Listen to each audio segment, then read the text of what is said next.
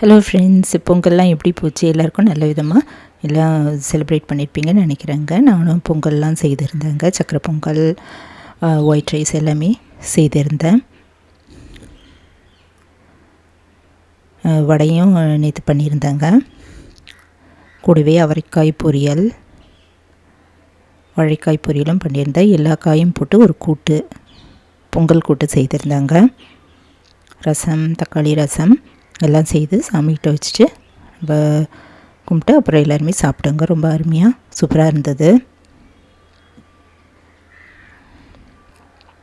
நீங்களும் எல்லாமே செய்திருப்பீங்கன்னு நினைக்கிறேங்க. வெல்கம் ஃப்ரெண்ட்ஸ், வாங்க இன்றைக்கி நம்ம டேஸ்டியான லன்ச் ரெசிபீஸ் பார்க்கலாமா? இந்த லன்ச் ரெசிபி நான் 2 நாள் முன்னாடி செய்திருந்தேங்க. அதை தான் இன்றைக்கி ஷேர் பண்ணிக்கிறேன். சோயா குழம்பு சூப்பராக அருமையாக இருந்ததுங்க. ஒரு டிஃப்ரெண்ட்டாகவும் செய்திருந்தேன். கூடவே வாழைப்பூ வச்சு கோலா உருண்டை அதையும் செய்திருந்தேன். நீங்களும் ஒரு முறை இதெல்லாம் ட்ரை பண்ணி பாருங்கள். வாங்க இந்த ரெசிபிஸில் எப்படி செய்யலான்னு பார்க்கலாம்.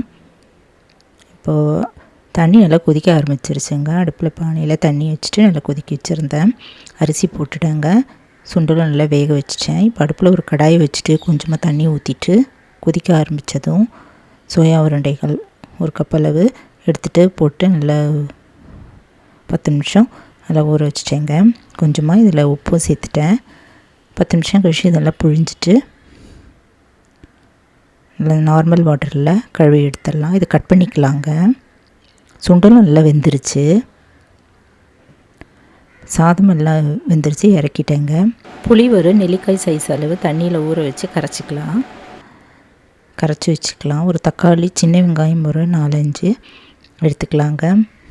கூடவே 1/2 கப் அளவு தேங்காய், கொஞ்சம் கசகசா, சோம்பு ஒரு டீஸ்பூன் அளவு எடுத்துக்கலாம். இப்போ இதெல்லாம் அடுப்பில் ஒரு கடாய் வச்சுட்டு எண்ணெய் ஊற்றிட்டு வறுத்துக்கலாங்க.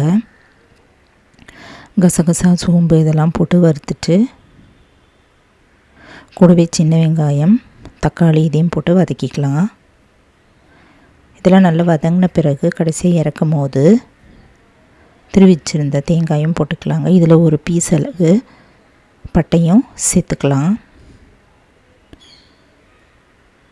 இப்போ ஸ்டவ் ஆஃப் பண்ணிவிட்டு இறக்கி வச்சுட்டு இது நல்லா ஆறின பிறகு மிக்ஸி ஜாரில் போட்டுட்டு நைஸாக அரைச்சிக்கலாங்க. இன்னொரு கடாயில் நம்ம அடுப்பில் வச்சுட்டு 4-5 ஸ்பூன் அளவு ஆயில் ஊற்றி காய வச்சிடலாம்.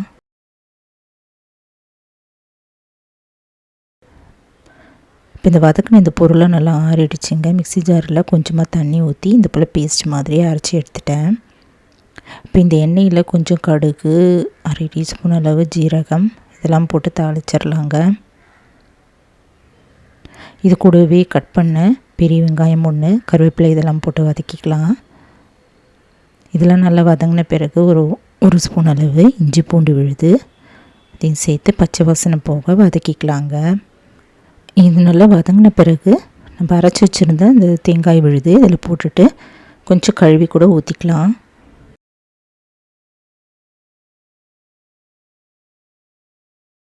இது ஒரு 2 நிமிஷம் போல் வதக்கிட்டு இதில் 1/4 டீஸ்பூன் மஞ்சத்தூள், இப்போ இந்த குழம்புக்கு தேவையான காரத்தூள், சாம்பார் பொடி 1 ஸ்பூன், தனி மிளகாய் தூள் 1 ஸ்பூன் அளவு போட்டுட்டு நல்லா இதை போல் கலந்துக்கலாம். இப்போ கரைச்சி வச்சுருந்த புளி தண்ணி இதில் சேர்த்துட்டு கலந்துட்டு இந்த குழம்புக்கு தேவையான உப்பு 1 ஸ்பூன் அளவு சேர்த்துடலாங்க. கல்லுப்பு சேர்த்துட்டு கலந்துட்டு மூடி வச்சிடலாம். நல்லா கொதிக்க ஆரம்பிக்கிட்டோங்க. இப்போ கொதிக்க ஆரம்பிக்கும் போது கட் பண்ண இந்த சோயா உருண்டை, சுண்டல், நம்ம வேக வச்சுருந்த கருப்பு கொண்டை கடலை போட்டுக்கலாங்க. போட்டுட்டு நல்லா கலந்துட்டு ஒரு கொதி வரட்டும். மீடியம் ஃப்ளேமில் வச்சுட்டு ஒரு 10 நிமிஷம் நல்லா கொதிக்கிட்டோங்க. இப்போ நல்லா கொதி வர ஆரம்பிச்சிருச்சு. சூப்பரான சோயா குழம்பு ரெடி ஆகிடுச்சுங்க. இது மேலே கொத்தமல்லி தழைகள் தூவிட்டு இறக்கிடலாம். இது நல்லா சாதத்தில் போட்டு பேசி சாப்பிட்டாலும் ரொம்ப அருமையாக இருக்கும். இட்லி, தோசை இதுக்கும் சைட் டிஷ்ஷாக வச்சு கொடுக்கலாம். இன்றைக்கி நான் வாழைப்பூ பொடியாக அரிஞ்சிட்டு இப்போ பொடியாக அரிஞ்ச வாழைப்பூவை நம்ம தண்ணியில் வேக வச்சுக்கலாம். கூடவே ஒரு 1/2 டீஸ்பூன் அளவு உப்பு, 1/4 டீஸ்பூன் மஞ்சத்தூள் போட்டு வேக வச்சுக்கலாம். இது நல்லா வெந்த பிறகு தண்ணியெல்லாம் வடிய விட்டுட்டு இறக்கி வச்சிடலாங்க. நல்லா வெந்துருச்சு, வடிகட்டிலாம் வடிய விட்டுட்டேங்க. ஆறுனது மிக்சியில் போட்டுக்கலாம். இப்போது இதில் ஒரு அரை கப் அளவு உடச்சக்கடலை பொட்டுக்கடலை மிக்சி ஜாரில் போட்டு பவுட்ரு பண்ணி எடுத்து வச்சுக்கலாங்க. இந்த ஒரு பாத்திரத்தில் போட்டுடலாம், ஒரு கிண்ணத்தில் பெரிய பேசினில் போட்டுட்டு. இப்போ இந்த ஆறுனது வாழைப்பூ கூட நம்ம மிக்சி ஜாரில் போட்டு அரைச்சிக்கலாம்.